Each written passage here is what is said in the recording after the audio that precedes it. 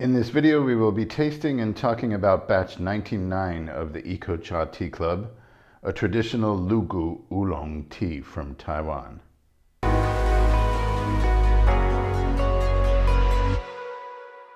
Batch 99 of the Eco Cha Tea Club is a traditional Lugu Oolong Tea from Taiwan.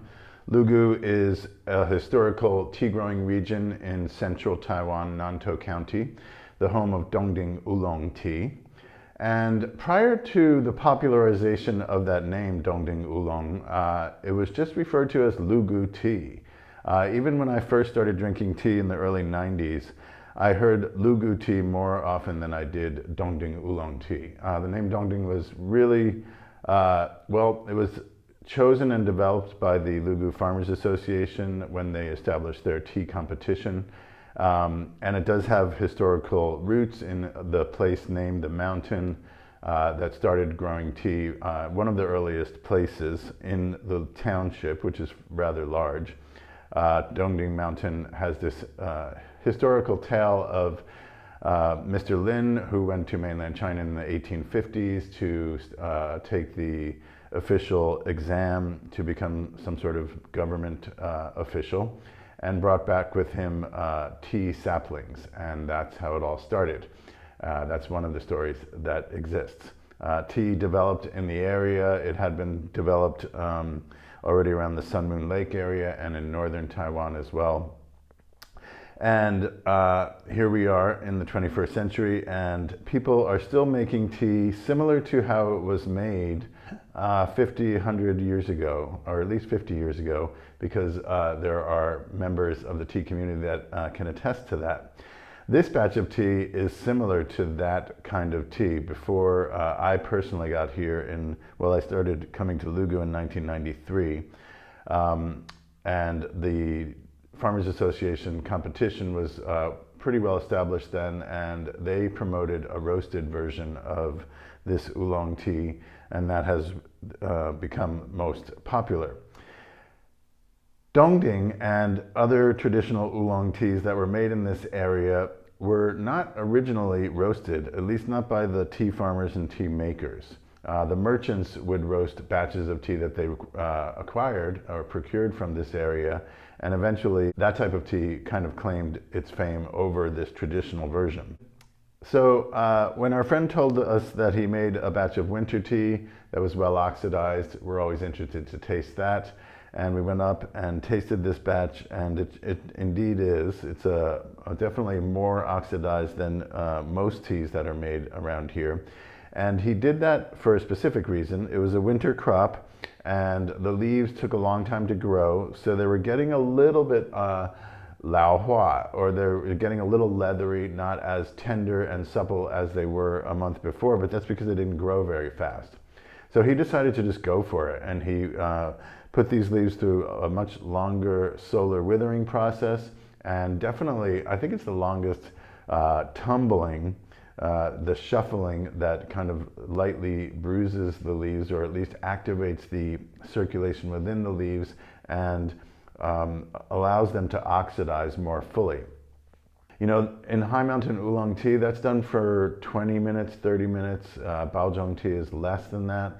He went for well over an hour with this batch of tea in the da lang, or the bamboo large cylinder that slowly turns and tumbles all the tea leaves inside. So that alone impressed us, that he just figured that that was what is appropriate for this batch of tea.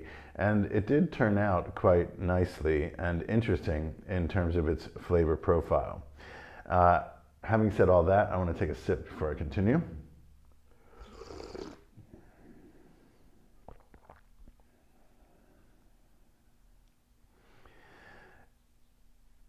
I brewed it the way I was hoping that it would brew, which is not too strongly this time. I brewed, I think it's about 1:17 ratio.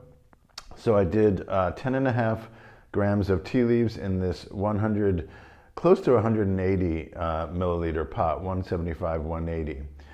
You know, that's just a reference, because after you put the tea leaves in, that significantly decreases the volume of the pot. And then, you know, these lids kind of push some water out of the pot when you put the lid on. So But basically, it's just a starting point reference. When you can fill up your pot to the brim, that's what I go with the capacity for the teapot. And then everything else is just based on that. So 175, 180 milliliter teapot, 10.5 grams of leaves. I brewed the first, second, and third brew all for 1 minute. And I did that with a certain rationale. I decided to do it all for 1 minute, the first 3 brews, so that I could compare them in stages, same brewing time, and see how they develop for the first few brews. Fourth brew, 1 minute, 10 seconds. So the most pronounced thing is kind of this fruity aroma, but when I taste it on the first brew, which I will guess is going to be the lightest because the leaves are still opening up, and they are hardy leaves.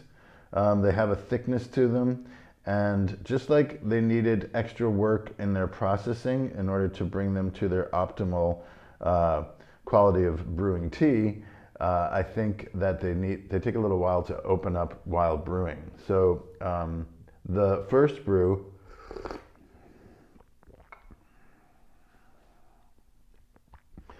I get more than just a sweet fruity thing. There's a perfumey floral thing. While I'm tasting, I'm not going to be able to stop. Second. Yeah. Way more substantial. Much more of the classic tea character, some bitter base in there, but definitely sweetness on top. Is it fruity?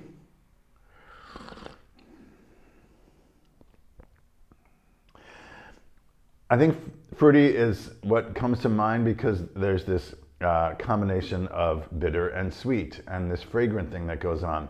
If I were to choose a fruit, I think I'd choose apple. Something that's kind of light in its fruity character, not syrupy, but has a little bit of tartness as well. It doesn't really taste like apples, you know, we can just go with what comes out in tasting it. So I'm getting flowers and apples, third brew.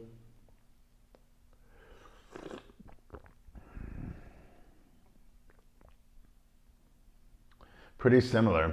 A really nice, full-bodied oolong tea.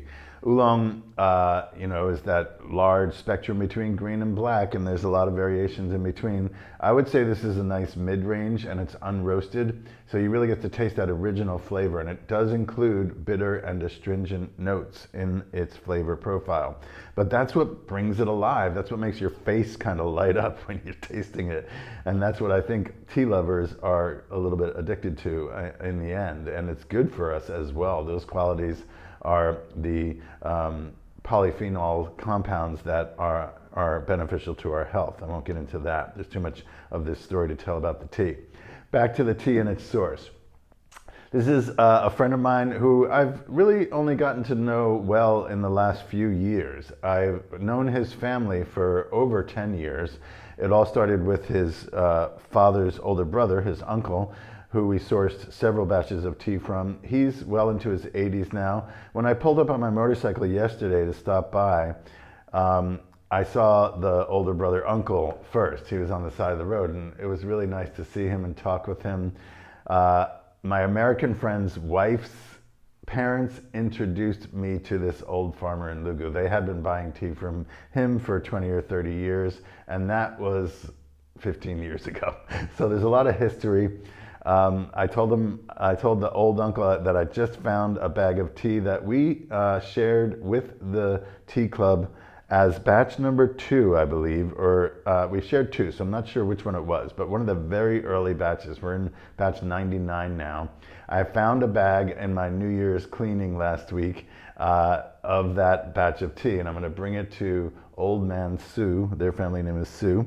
And we're going to open that vacuum sealed bag and see what it tastes like. I'm really looking forward to that. I haven't sat down with him in a long time, and he's one of the first old school farmers that impressed me a lot and made me feel like I am, well, anyway, I'm glad to know them. And now the younger nephew, he's working for the Tea Research and Extension Station, Dongding Workstation, as they call it, Dongding branch.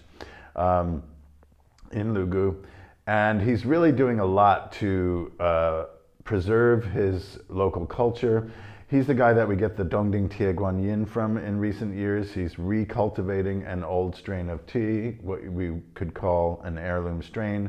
That's not this batch of tea. He also has plots of Qingxin Oolong, which this is. This is winter 2023 Qingxin Oolong, about 700 meters elevation in the Yonglong Village, right next to Phoneix Village, kind of the heart of Oolong tea country, and definitely the most dense population of artisan tea makers on Taiwan. So it's got a lot of history and a lot of reputation. And he's very enthusiastic, very dedicated to his trade, and always willing to talk as much as we want to listen about the tea industry and all kinds of things. We've learned a lot from him in recent years. So we decided to share this batch of tea because it is a traditionally made tea, oolong tea in the Lugu fashion, in that the leaves were more mature than they normally are harvested in recent years, but how they used to be harvested decades ago. So that's what happened with this batch of tea, and we decided to share it unroasted. If you end up putting this tea aside, or you decide to get, if we have any in the reserve, Tea Club Reserve stock, and you let it sit for a year or more, I wouldn't be surprised at all if it develops a honey flavor, because another client of his bought a significant amount and they roasted it at his house for, I think they roasted it for 20 hours or something, a good roasting sesh. And I got to taste that, and it definitely tasted like concubine tea after the roasting. So this tea, after that experience of tasting the roasted version, is a bug-bitten tea. It's not so evident in its unroasted form, but it's in there. It's in the composition, and maybe you'll get a brew that reminds you of honey as well. Okay, brew 4.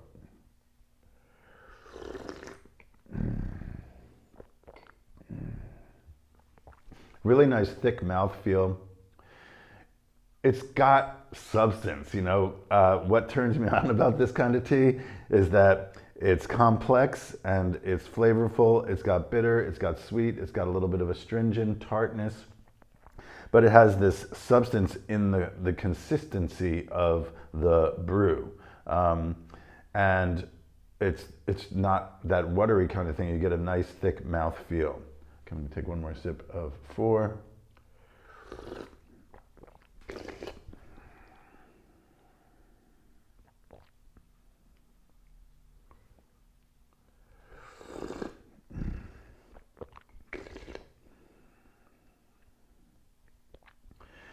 If you're not into bitter, I would suggest brewing this at even a lighter ratio. Start at 1 to 20, you know, 10 grams of leaves for 200 mils of water, or 5 for 100, that kind of thing.